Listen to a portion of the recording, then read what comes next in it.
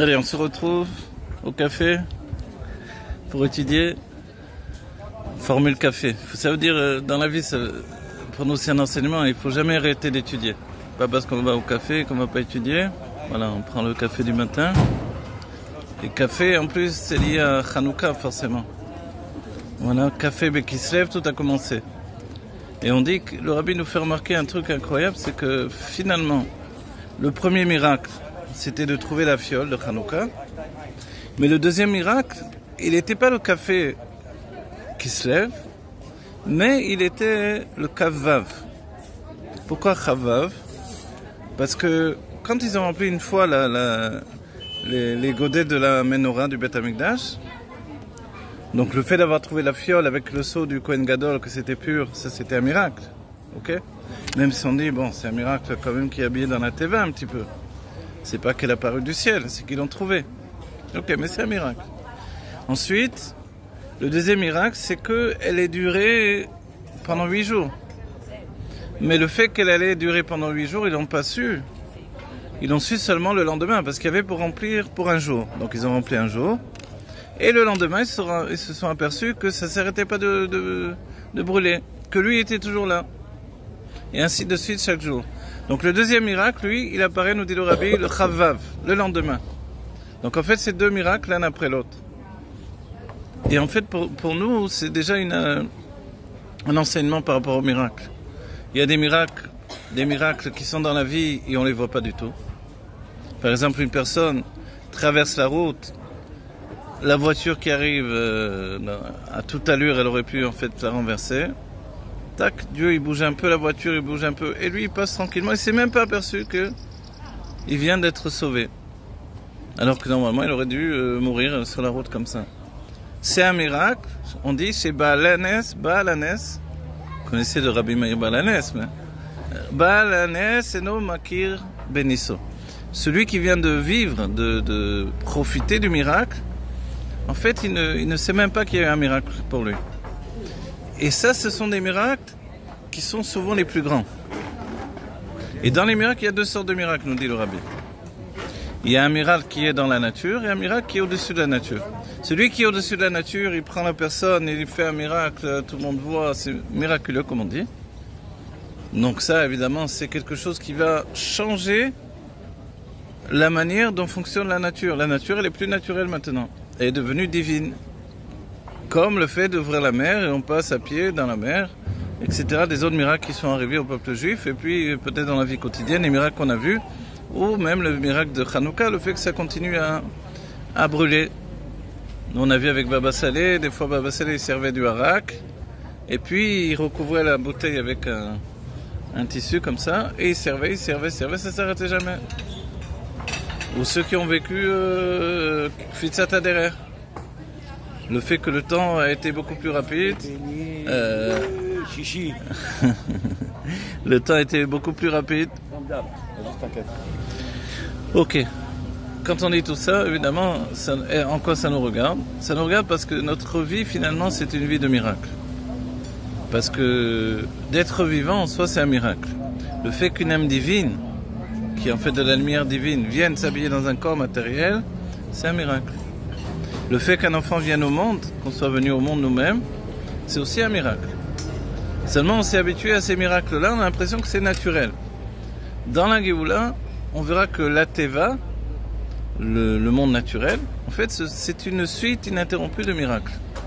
C'est tellement miraculeux qu'on s'est habitué en fait.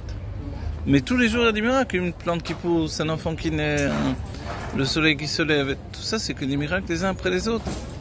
Mais Teva, le mot Teva, c'est comme Tavoua. Tavoua, ça veut dire on est noyé dedans. En hébreu, on dit on est tové. Voilà. On est tellement noyé dedans qu'on ne s'aperçoit pas que ce sont des miracles. On dit Mirov Aetzim Loroim et Ayar. Vous connaissez ça? C'est-à-dire, il y a tellement d'arbres que je ne vois pas la forêt. Elle est où? En fait, ils sont pleins dans la forêt. Et en fait, là, on est en plein dans les miracles. Tout est miraculeux. Donc, on ne s'en aperçoit pas parce que c'est devenu une routine, quoi. Les Israéliens, ils aiment bien ce mot shigra. Chosrim et la shigra. Moi, j'aime pas du tout ce mot. Parce que nous, on veut pas revenir à la shigra, à la routine.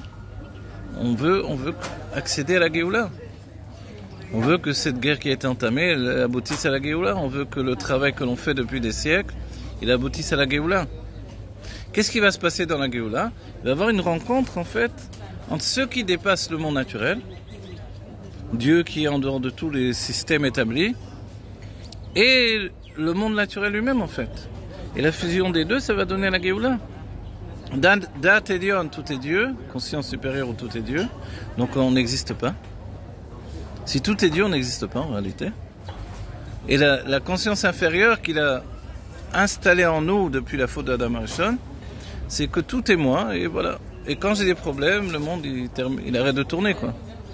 Quand j'ai pas les nerfs, ils ont tous des têtes à claque. Quand, vous voyez, ça veut dire ces trucs-là. C'est-à-dire que c'est vraiment moi qui ressens les choses. Tu vois, ça va pas aujourd'hui, ça va aujourd'hui, comment tu te sens? Je sais pas. Je suis levé du pied gauche. Ouais. Alors, qu'est-ce qui se passe? Il se passe que tout est à l'intérieur de moi. Et là, la chassidoute, elle vient nous dire, mais attends, à toi de pas laisser le jour te prendre et de ne pas laisser la vie t'enfermer. Tu dois te hisser, t'élever dans la lumière de Dieu. Et pour ça, il faut aller vers le chemin de la lumière. On dit, mais comment, où est ce chemin de la lumière? Grâce à Dieu, il fait jour, c'est bien. C'est vrai qu'on n'aime pas sortir en pleine nuit le matin, on se lève tôt le matin s'il fait froid encore en pleine nuit. Tu vas aller prier à cette heure-là, tout ça. On n'a pas trop envie de faire ça. Ou travailler, encore pire.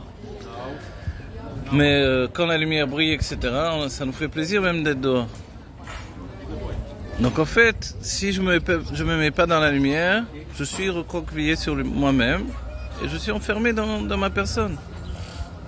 Mais Dieu, il veut pas ça. Il veut que je m'ouvre au monde. Pour m'ouvrir au monde, il faut que je voie le monde avec des yeux de Torah. Et c'est pour ça, dès le matin, je dois étudier un peu de Torah. J'étudie, ça remet les pendules à l'heure. Je me rappelle que je suis un être divin. Et si j'ai pas conscience que je suis un être divin, pour le juif, c'est soit tu as conscience que tu es divin, soit c'est le divan du psychologue. C'est vrai qu'on est lunatique des fois le matin, on n'est pas bien le matin. Et il y a des fois où ça va, des fois où ça peut pas. Des fois j'ai même pas envie de prier, des fois ça me saoule. Bon, allez, je vais le faire quand même, etc. Mais le fait qu'on le fasse quand même si on n'a pas envie, c'est important. Ça casse l'âme animale, ça entraîne le corps à se dépasser. Et on l'a dit que dans notre génération, la guerre que nous on prend sur nous, elle est aussi une guerre de tous les jours. Des fois, c'est peut-être plus facile en un moment comme ça où tu as un fusil à la main, tu dois te jeter, tu dois tirer. C'est terrible. Mais peut-être tu reçois des forces particulières. Et là, quand c'est tous les jours et que tu crois que c'est toujours la même chose et tu te dis mince, comment je vais changer ma vie? Comment je vais faire une vie encore meilleure? Comment ça va s'éclairer? Comment Dieu il va donner le shefa, la bracha? Comment je fais tout ça? Comment je peux rester tous les jours un juif kasher, kadosh, taor? Alors c'est là on dit, mais bederer teva, dans le chemin naturel des choses, tu vas pas y arriver facilement. Mais la chassidoute, elle te donne des aides pour y arriver. Il y a le mikvé, il y a la prière, il y a l'étude, il y a la prière, il y a la tzedaka, il y a l'amitié aussi. Et le fait même que dans notre amitié, on s'encourage. Parce qu'on est tous, entre guillemets, dans la même galère. Alors, et on est tous pareils, on est tous faibles. On est une génération de tzadikim parce que, justement, la génération est très basse d'un certain point de vue. Mais en fait, on est très très haut parce qu'on termine tout. Donc, la lutte que tu as par rapport à des petites avotes, par rapport à des petits trucs, etc., au quotidien, tu crois que c'est rien. Mais en fait, tu es en train de terminer tout le travail engagé par les grands tzadikim pendant des siècles. Et c'est ça où c'est important. C'est là où faire un sourire à un juif, dire une bonne parole, encourager, être saméar de la simcha d'un autre, joyeux de la joie d'un autre. Le Hari dit, c'est plus dur d'être joyeux de la joie d'un autre que d'être triste de sa tristesse. Parce qu'on s'apitoie naturellement sur la tristesse des autres. Mais être joyeux avec lui, il vient de toucher 10 millions, voilà, le gros lot au loto. Wow, je suis super content, etc. est-ce que j'ai pas un peu de jalousie de dire mais pourquoi lui il a gagné, moi j'ai pas gagné? Moi aussi j'aimerais bien gagner comme ça, etc. Mais quand je pense comme ça, immédiatement j'enlève de la joie que je devrais avoir, que lui, grâce à Dieu. Mais en fait je dois me dire, c'est normal, les juifs doivent être riches, ils doivent être en bonne santé, ils doivent avoir que du bien. Le rabbi il dit les termes des sages, une belle maison, avec de beaux enfants, de beaux habits, etc. etc. Ok. Tout ça on doit avoir parce que c'est naturel. C'est naturel parce que Dieu nous aime et nous donne tous nos besoins. Et c'est merveilleux. Voilà, on a parlé des miracles, parce que Hanouka c'est une fête liée au miracle. C'est un petit miracle. Et derrière on dit, mais il y avait un grand miracle, ils ont gagné la guerre. Pourquoi ils n'ont pas fait Hanouka sur la victoire de la guerre en réalité? Parce que la guerre, c'était aussi une guerre contre les Juifs. Et ça, c'est pas quelque chose qu'on peut fêter. Parce qu'il y avait des Juifs qui étaient du côté des Grecs, les Juifs hellénistes, et qui préféraient, les Jeux Olympiques. Ouais, genre c'est des bons mecs, les Grecs. Voilà, la philosophie. Ils nous apprennent le sport, ils nous apprennent à danser. Exactement, plutôt que étudier la Torah. Ils nous font kiffer les guirlandes, les sapins. Et on sait que le problème, il était à la base de dire que la Torah elle était divine. Le problème, il était de dire que nos mitzvot, c'est Dieu qui nous les a donnés. Qu'en faisant une petite action ici-bas, en mettant les tefilines, on déclenche dans les mondes divins quelque chose. Ça, les Grecs, ils ne voulaient pas en entendre parler, ça va. Dire que c'est une sagesse très très puissante, écrite par Moshe Rabbeinu, moi je suis d'accord avec toi. Ils étaient tous d'accord, les philosophes. Mais de dire que c'est divin, et dire que Dieu nous a choisis parce qu'il a voulu que l'on prenne sur nous de relier les mondes divins et le monde matériel. Non, les Grecs, ça passait pas. Dire qu'il y avait un Beth Amikdash, qui était un temple où Dieu venait vraiment dans le temple. Non, ça va, vous faites un temple. Et aussi, ils avaient plein de temples. Et il se passait quelque chose dans leur temple. Est-ce qu'ils voyaient leur Dieu?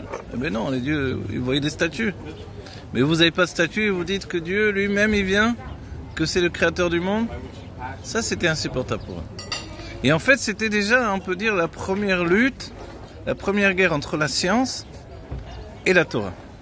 Et pourtant, la Torah, il y a beaucoup de science dans la Torah, mais la Torah divine et la science, elles étaient en lutte déjà. Et c'est ça en fait. Donc cette guerre contre les Grecs, c'est une guerre qui a duré des siècles en fait. On a l'impression que c'est terminé à ce moment-là. Mais elle a été suivie par après tout le monde de la Scala, de ceux qui sont rentrés dans les sujets de science et qui voulaient empêcher la Torah et qui expliquaient que maintenant on ne pouvait plus parler par exemple des 4 éléments. Il fallait parler d'oxygène, il fallait parler de nouvelles façons de voir les choses et les maladies, etc. La science quoi, La science dans tous les courants de la science. Et c'est vrai que nous on peut se demander, mais c'est vrai à partir du moment où la science elle a pris le pas sur les anciennes sagesses, est-ce que les anciennes sagesses ont disparu? C'est-à-dire, est-ce que c'est important aujourd'hui de savoir qu'il y a 4 éléments dans tous les niveaux de vie? Que moi-même je suis fait de 4 éléments, et que ces 4 éléments, il faut tout le temps les équilibrer, sinon il y a un déséquilibre dans ma personne. En fait, oui, je dois savoir que ça fonctionne encore aujourd'hui comme ça. Parce qu'au bout du compte, quand j'ai mal quelque part, je ne vais pas prendre un microscope, je vais aller voir à la pharmacie, qu'est-ce qu'il va me donner. Et en réalité, je vois que si mes 4 éléments ne sont pas équilibrés, il faut les rééquilibrer. Donc, tout ce que je bois un café le matin, ça joue sur les 4 éléments. J'aime le sucré. Dans la Kabbalah, on comprend que c'est parce que j'ai beaucoup de rigueur en moi. Donc, si j'ai de la rigueur, j'ai besoin de radoucir cette rigueur-là. Ça s'appelle un petit ketakvurot. Moi, j'adore le sucré, moi. Alors, tu adores le sucré, c'est parce que tu as beaucoup de gvurot en réalité, malgré que tu es très matok comme personne. Alors, c'est le sucre qui me rend... Est-ce que c'est le sucre qui te rend gentil? Non, tu es gentil, mais tu es gentil, c'est ta nature profonde. Mais tu as de la rigueur. La rigueur, cette rigueur-là, tu l'as radoucie avec des mitoukim. Pourquoi les femmes et les enfants préfèrent le sucre plus que les hommes, de manière générale, on va dire? Parce que l'homme, il est dans la tribu de chesed, de générosité. Générosité, souvenez-vous, c'est pas que d'être gentil. C'est de se répandre, de s'exprimer. Et ça, dans cette expression-là, en fait, donc on n'a pas besoin d'autant de sucre. Plus un homme établit sa générosité, son expression, et plus, en fait, il a moins besoin de sucre que celui qui est plus renfermé sur lui-même. Donc ça veut dire dans ton cas par exemple, sans doute tu es renfermé sur toi. Tu es encore enfermé. Tu n'as pas dévoilé le potentiel qui est en toi et qui est en train de naître. Il est en train de naître ce potentiel, il est en train de s'établir. Grâce à Torah et Mitzvot, tu t'épanouis. Tu vois? Mais c'est encore fermé, tu es encore timide, tu as encore peur. Tu as encore peur de regarder les autres, etc. Voilà. Là je deviens timide là. Il y a le fait aussi par exemple quand on vient dans un domaine où on n'est pas encore... on ne connaît pas le domaine complètement.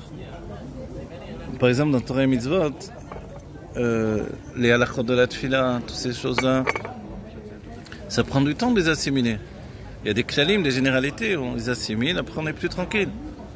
Et en fait, c'est normal que tout être intelligent, quand il ne maîtrise pas la chose, alors il est timide, il est un petit peu maladroit. Je fais la prière, quelqu'un me regarde, ça m'intimide. Eh oui, et voilà. Parce que peut-être tu as peur que tu fais pas bien. Jamais j'ai ressenti ça de ma vie. Parce que tu veux être bien, tu veux paraître bien. J'ai jamais ressenti ça de ma vie. Mais bien être avant. Voilà, c'est une manière qui est établie entre toi et Dieu. Finalement, cette fragilité, tu ne dois pas non plus la repousser complètement. Elle te rend plus humain d'abord. Et deuxièmement, c'est le bitoul que tu prends sur toi qui fait que tu t'ouvres à la spiritualité aussi. Tu vois? Celui qui vient orgueilleux, on dit Dieu il rentre pas en lui. Il repousse les ailes de la Shekhinah. C'est mieux d'être comme ça. En fait, la chifloute de se sentir, ça s'appelle la chifloute. Mais ça peut me faire rater un Kaddish des fois. Je peux rater un Kaddish il faut pas d'un truc comme ça. Ça peut me perturber, ça peut me mettre ailleurs. Ça peut me mettre ailleurs. C'est pour ça que tu dois être. Il y a des points où tu dois être sûr de toi. Quand tu dis le Kaddish, c'est sûr de toi. D'accord? On le voit, tu le dis bien. C'est dur de dire un Kaddish. C'est pas l'hébreu, c'est l'araméen. La chose, le langage, grâce à Dieu. Il y a des fois, c'est pas possible. J'ai aucun rapport, ça veut dire que je suis pas du tout là. Je suis pas là du tout. Comme si que j'étais pas là. Mais voilà, bon, mais tous les jours, est-ce qu'on va dire? Tu es en train de te rendre compte que d'aller à la Beth Knesset, c'est un avoda, c'est un travail. Tu t'en rends compte? Et ça met des années pour se tranquilliser, mais on a tous été comme ça. On a tous eu plus ou moins, on ne sait pas trop ce qu'il faut faire, on sait pas. Et plus tu as des responsabilités dans la Beth Knesset, et plus tu es pris comme ça. Ou alors des fois, tac tac, avec le temps, si tu es tombé dedans, alors c'est plus facile. Depuis petit, tu étais là-dedans, alors ça va, tu es dans ton monde. Mais si toi tu es arrivé au fur et à mesure, tu as fait tchouva, donc c'est un peu, il y a beaucoup de choses qui sont nouvelles. Et tu sais pas, tu t'inquiètes parce que tu connais pas assez l'hébreu, tu connaissais pas assez les halachot. Mais ça va venir. Cette période-là, elle est fragile, mais elle est bénie par Hachem. Parce que tous les brachot rentrent en toi. Tu vois? Dieu il dit, Ashrei, les sages ils rapportent ça, Ashrei Mishe Doek Tamid. Il est béni en fait, il est heureux celui qui a toujours la crainte. Tu as une crainte, tu vois? Voilà. Mais en soi c'est une bonne chose parce que tu vas vouloir faire les choses bien. Celui qui s'en fiche de tout, il ne fait pas les choses bien. Tu te rappelles le début du Tanya? On te dit d'être un tzaddik, ne pas être un rachat, et même si tout le monde te dit que c'est un tzaddik, toi tu te vois tes yeux comme un rachat. On peut le comprendre, c'est quoi? C'est la chifloute, c'est l'humilité qui est en nous, c'est-à-dire d'être humble. tu te sens moins que les autres finalement. Bah oui, parce que si mais David, il se sentait comme ça, David Améler. Tu imagines? Le roi d'Israël. Tout le monde regardait que lui, il était la lumière du peuple juif, et lui il se sentait comme ça. Petit, c'est pas ce qu'on veut de lui finalement, mais bon, il a pris son rôle, il le fait. Et comme il est comme ça intérieurement, ça lui donne la force d'être fort, tu vois. C'est cette nature-là qui fait un vrai héros. Moi, quand j'ai été voir les soldats, je répète souvent ces trucs-là, c'est temps-ci, mais à l'intérieur, tu les sens tout fragiles, tout, tu vois, une grande chifloute, une grande humilité comme ça. Et en même temps, quand ils se mettent au travail, quand ils vont à l'armée, quand ils vont à la guerre, ils oublient tout. Ah là là, c'est des lions, tu vois. Mais l'intérieur, elle est comme ça. Et ça, c'était David Améler. Cette intériorité et le côté extérieur qui est capable de se mettre sur tout le monde. Il a peur de personne. Tout le monde avait peur de Goliath et lui, il n'a pas peur. Mais profondément, il était comme ça, comme toi. Ce sentiment. Alors que j'étais pas comme ça. Ah ouais, mais c'est la fragilité qui vient de la douceur. Comme si que je suis retourné aussi dans des années j'étais comme ça et peut-être que je suis encore comme ça souvent. Ça me fait penser à l'école, vous voyez, un peu à l'école. Voilà, c'est l'idée de se mettre à un niveau pour obtenir quelque chose. Tu sais qu'il y avait une bracha de Rabban Yochanan ben Zakkai. Au moment où il quittait ce monde, il a dit à ses élèves: je vous souhaite que vous ayez la crainte des autres hommes, dans le sens de si quelqu'un te voit, tu as la crainte de faire quelque chose de pas bien. Alors voilà, je vous souhaite que votre crainte de Dieu soit comme ça. Ils ont dit que c'est ça. Faites oui, parce qu'on est comme ça, on a toujours... est-ce que je fais bien, je fais pas bien, je mets les filles, je les fais bien, je l'aimais bien, je l'aimais pas bien, je suis comme ça, c'est bien. C'est ça en fait, on est toujours Ma'amid et Tatsmeno, on se met toujours en position par rapport aux autres. Et cette mise en position par rapport aux autres, elle dure un moment dans notre vie, jusqu'à ce qu'on trouve un équilibre où on est plus tranquille, plus serein, mais ça nous construit. Faut pas non plus le rejeter, tu vois. Non, je le rejette pas. Mais de là, il va sortir une force, c'est que tu essaies de bien faire et Dieu va t'aider à bien faire. Tu vois? C'est ça qu'il faut retenir. Toi, tu veux bien faire. Tu veux prier comme il faut et tu veux que ta prière, elle porte également, que ce soit des bénédictions. Si tu bénis quelqu'un et tu dis, bon, je m'en fiche, je fais ça, qui te dit que ça va marcher ta bénédiction? Mais quand tu bénis et tu y penses vraiment, tu vois, alors c'est sûr que ça va marcher. Mais il ne faut pas penser que même Baba Saleh disait, je ne sais pas ce que les gens ils me veulent, pourquoi ils viennent chez moi? Parce que lui aussi il se ressent comme ça. Ouais, il disait j'ai même pas de barbe, j'ai même pas de barbe, il disait. Ah, ouais, en plus, il ne supportait pas qu'il avait pas de barbe. Donc en fait, chacun peut se trouver comme ça. Et d'ailleurs, il paraît que Minyan, moins que les autres. Pardon, excusez-moi. Minyan, il voulait qu'il y avait 10 barbus. Ah voilà. Voilà. Si le rabbi t'a dit de mettre de l'ordre dans le désordre, il y a une notion de... On dit que l'ordre qui est dans le désordre, il est plus élevé que le désordre qui est dans l'ordre, ou le contraire. Mais quoi qu'il en soit, l'ordre qui est dans le désordre, c'est-à-dire au sein même d'une vie désordonnée, tu commences à faire de l'ordre et il grandit. C'est-à-dire, il y a le seder, il y a deux définitions dans le chassid. Il y a le seder, donc c'est le tikkun, la réparation, donc les choses organisées. Et puis il y a aussi le tohu. Le tohu, c'est ce désordre-là. Donc on est, de manière naturelle, on a une tendance comme ça ou comme ça.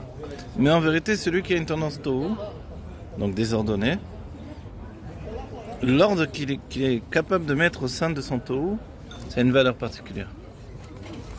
Et ça, c'est exceptionnel. Tu vois? Et il faut le grandir de plus en plus, sans perdre finalement la fraîcheur du tohu, du désordre. Le désordre, qu'est-ce qu'il a de positif? C'est qu'il t'apporte une certaine fraîcheur, il t'apporte une liberté. Parce que l'ordre, non, il t'enferme. Tu vois? Donc il faut jouer entre les deux dans notre vie. Servir Dieu avec une grande liberté, mais avec un seder de plus en plus organisé. Bon voilà, allez. Que Dieu nous bénisse tous, qu'on ait vu la Géoula Metiva Shlema, Terafemian Mamash, qu'on ait un Shabbat de joie avec tout le peuple d'Israël, qu'on vraiment soit terminé la guerre et les soucis pour tout le peuple juif, qu'il n'y ait plus que les brachot pour chacun. Amen.